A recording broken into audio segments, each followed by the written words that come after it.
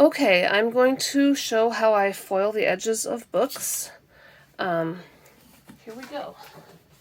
I have done most of my sanding already. I take my press to and from the basement in this portable press here, and then, that way I can clamp it in the vise in the basement or in this table up here, which is being uncooperative today. Come on. There we go. Anyway, this is mostly sanded. My power sander only goes, I only have up to 220 grit for the power sander, so I'm going to do a little more up here. These pattern on here, I think that comes from some dust from the sanding getting down in between the pages, but so far that has not actually caused any problems, so we're just going to let it be. I've got some 600 grit here that I'm just going to do a little bit of polishing with. If you wrap it around a block of wood, that makes it go a lot easier. Then you can sand pretty well even if you don't have a power sander if you use that. Hang on. I'm getting used to this camera setup too. Okay, I'm gonna go a little bit more.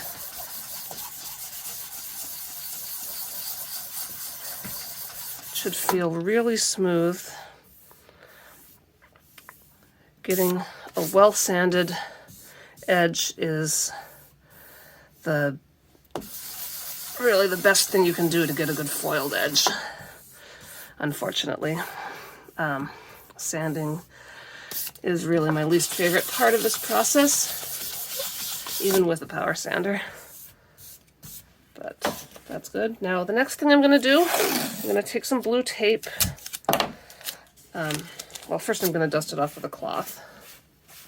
But then I'm going to take some blue tape and just stick it down, pull it off so you can see. Well, I don't know if you can see, but there's a little bit of dust that comes up on that. I don't know if this really makes a difference, but it can't hurt, and I figure just want as little dust on the surface as possible.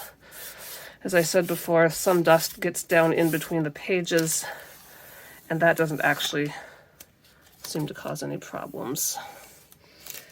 I might be able to avoid getting the dust down between the pages if I don't know if you can see here, but the board, this is scrap board on the side of the text block here. This is not the actual cover. Scrap board, text block, more scrap board than the actual press. But I have the scrap board and the text block sticking up 16th or something millimeter up from the press because I don't want to sand the actual press. So if it's possible, if I had this actually flush with the press, I wouldn't get the dust in the pages issue so much, but it hasn't been a problem. Okay, now we've got that sanded, basically polished, cleaned, and we're ready for foiling. So this is my foil.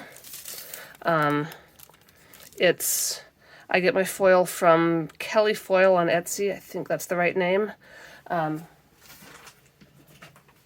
He cuts down industrial sheets of foil and packages it in 3-inch wide rolls, 3-inch wide strips and rolled up like this. I've cut this into thirds. I can get all 3 sides of the book with that. And so there's that. That's the foil. I'm going to use my Cricut Mini Easy Press to foil it. I have done it with a regular clothes iron, and that worked too. So with the Easy Press, want the first setting. Not actually using it now. With the iron, I used it about halfway between silk and wool. So it's not super hot. Too hot and it will do weird things to the foil. Before the foil, I'm going to take, in theory you can do it with just the foil and the heat. I have not gotten a good result with that. I have gotten pretty good results this way. So I've got watered down PVA. It's about 50-50, air on the watery side. You want a pretty liquid texture. If it's too thick, it doesn't work so well. So I'm just brushing on a layer of that.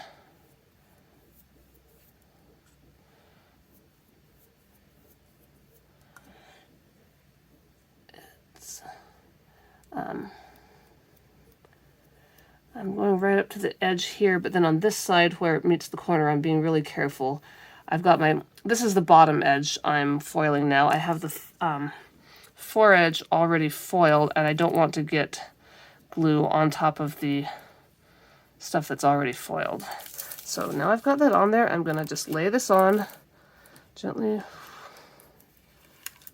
smooth it out. Okay, this is, doesn't usually give me that much trouble. Smooth it out. You know what? Yeah. Just take the whole thing up there and smoothing it out like this.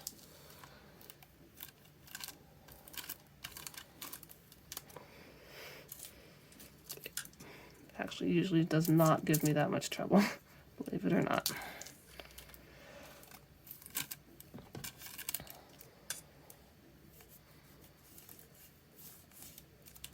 Okay, there we go. Down like this, gently smoothing it out. Don't really press it hard or rub it hard right now. And I'm gonna let that dry for about 10 minutes. Okay, I'm back. I'm just waiting for my press to heat up. Shouldn't take too long. I'm not actually sure if 10 minutes is the exact amount of time this takes for the glue to dry, but 10 minutes is plenty. Okay.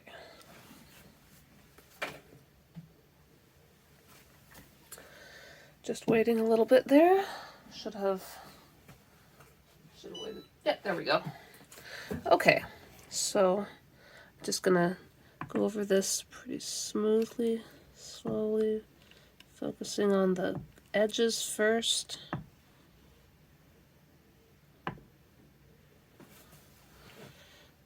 If there are places where it starts to wrinkle or bubble, you can sort of just smooth those out.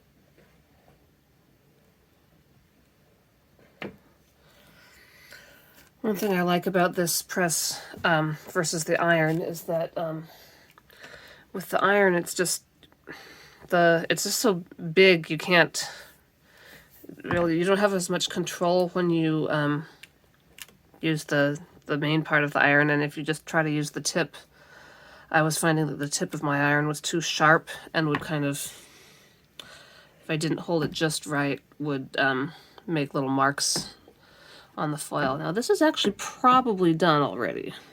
Just the edges again.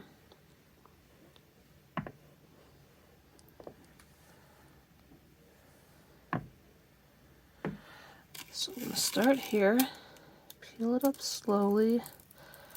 As you're peeling, you can watch for anything that didn't fully come up. You can see this, well, I don't know if you can see, but there's a few flakes of gold on the clear part of the foil. Just set it gently back down, go over it a little bit. I'm going to go over this whole thing a little bit more before pulling the rest up. Okay. we go.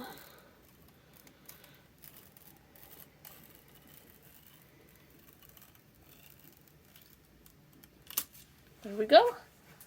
Okay.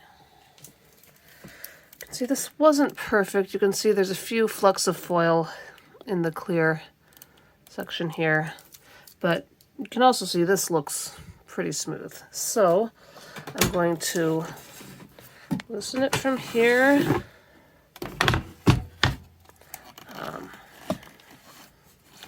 Yeah, you can see my kids have scribbled on my press here. Let's spin these up.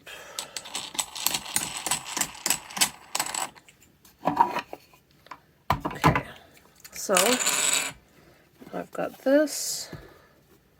I'm going to take the boards off. And as you can see, it does stick.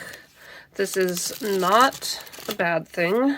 So basically there are two ways that pages can stick together. They can stick because they have something in between the pages sticking them, or because they just have a layer of something on the surface. This is just, you know, the layer of foil started out as a solid piece. The glue added a little bit of thickness in there. You can get most of the pages apart just by flipping the pages. For the ones that don't come apart that way, hang on.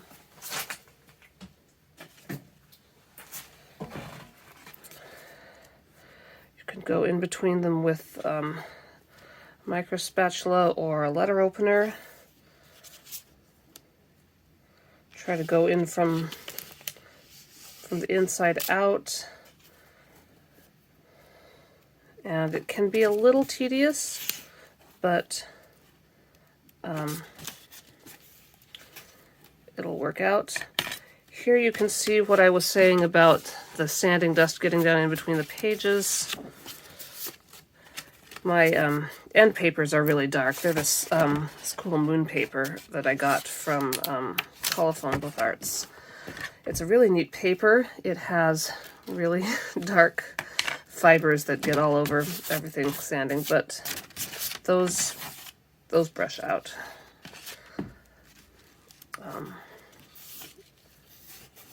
The cleanup process here can be a little tedious, but I think it's worth it.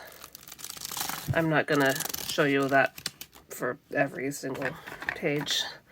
I'm gonna do the end papers in back here.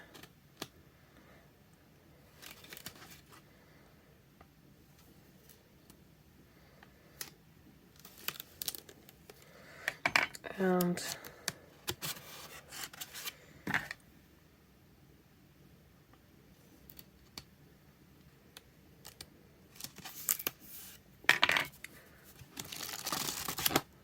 yep, that's, yeah, you can see a bit of dust coming off of that.